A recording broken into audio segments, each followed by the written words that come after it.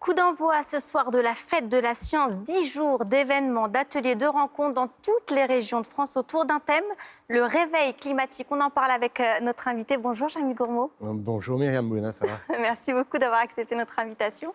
Je suis ravi d'être ici. Alors on se connaît un petit peu, c'est vrai, C'est vrai. certains téléspectateurs le savent. On va se vous voyer pour les besoins d'une chaîne d'information et c'est normal.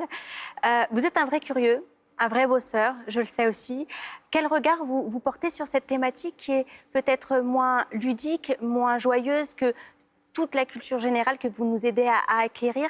Quel regard vous portez sur l'urgence climatique, ce réchauffement de la planète? Alors cette thématique pour la fête de la science, elle est essentielle et ça aurait pu être la thématique de la fête de la science depuis 25 ans, même depuis 31 ans, depuis qu'elle existe, puisque on sait depuis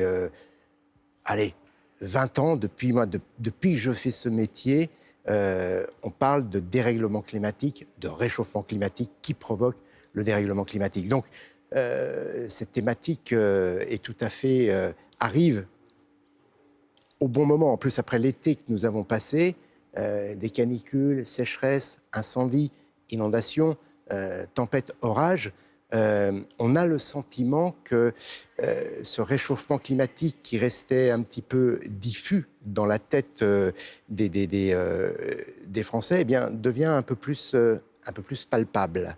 Voilà. Et maintenant, il ne faudrait pas qu'on oublie ce qui s'est passé cet été. Et puis, avec les mesures qui vont être prises, les mesures de sobriété qui sont liées, bien sûr, à une situation géopolitique, mais ce sont des mesures qui doivent anticiper des actions que nous devons faire pour respecter les engagements de la France vis-à-vis de la réduction des émissions de gaz à effet de serre. On doit les réduire, nos émissions de CO2, de 40% d'ici 2030. 2030, c'est demain. C'est demain. Mais si on réussit à les réduire de 10% d'ici 2024, on sera sur la bonne voie. Voilà. Alors, voilà. Le mot-clé, là, c'est sobriété énergétique. Est-ce que vous avez changé votre manière de vivre ces dernières années? Vous vous êtes adapté à ce que la planète nous demande aujourd'hui? Alors, je crois que j'essaie de faire des choses, et je fais des choses, peut-être pas suffisamment. Vous parliez de sobriété, ce qu'il faut, c'est que ce soit une sobriété consentie. Ça, c'est très, très important.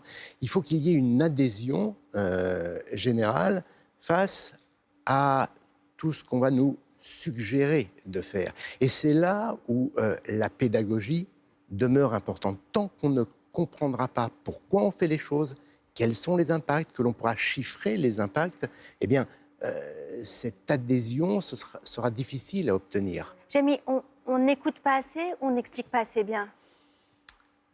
C'est un peu des deux. Je crois que ce qui manque cruellement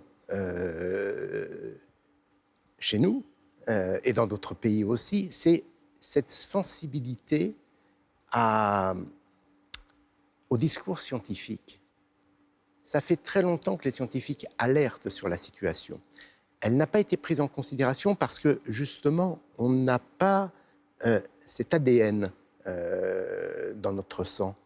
Et on ne réussit pas, on n'a pas réussi jusqu'à présent à comprendre ce qui nous pendait au nez, si j'ose dire. Et donc, c'est en réussissant à comprendre et à apprendre, grâce à l'acquisition de ces connaissances, moi, me semble-t-il, de mon point de vue, que l'on réussira à faire accepter et à adhérer tous ensemble à ces mesures.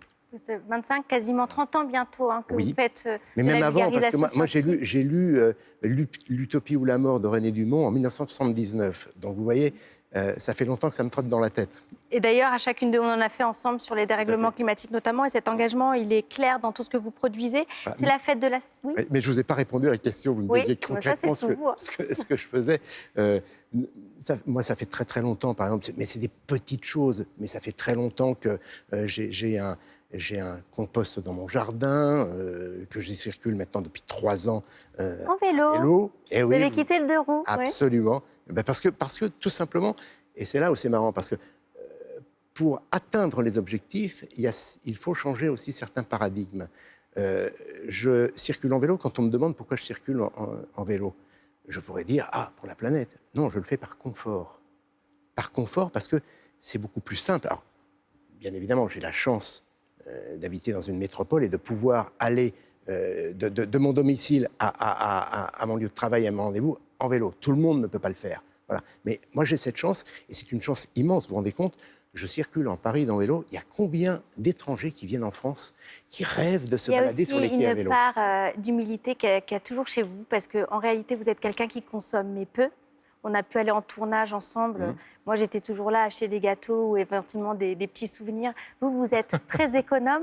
Vous avez des vêtements que vous portez au quotidien comme à l'antenne.